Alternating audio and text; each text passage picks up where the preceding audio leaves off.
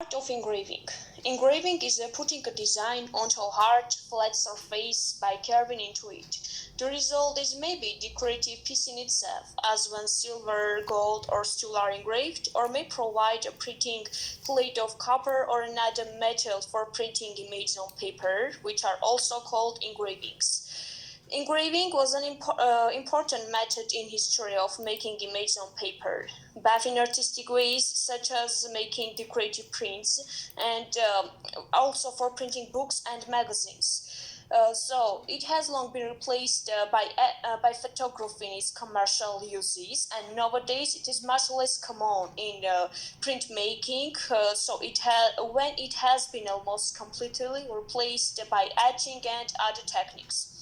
Engravers use a steel tool called burin to cut a picture or pattern into the surface, mostly a copper plate. Gravers come in a variety of shapes and sizes. They can give different line types when used. The burin gives us a line. It's unique because it has a steady appearance and smooth edges. Engraving is one of the oldest and most important technique in printmaking, in map making, and also for commercial reproductions and illustrations for books and magazines. There are lots of types of engraving. For example, wood engraving.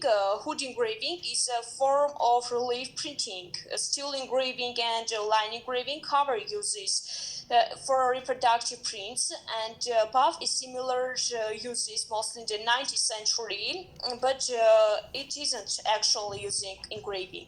So traditional engraving by burin or another machines continues to be practiced by goldsmiths, gunsmiths, glass engravers, and others, while the modern techniques such as laser engraving and photo engraving have an important applications. Engraved games were an important art in ancient world, revived during Renaissance. Although this term is traditionally covers relief as well as interior carvings, and it was essentially a branch of sculpture rather than engraving, as drills were the usual tools.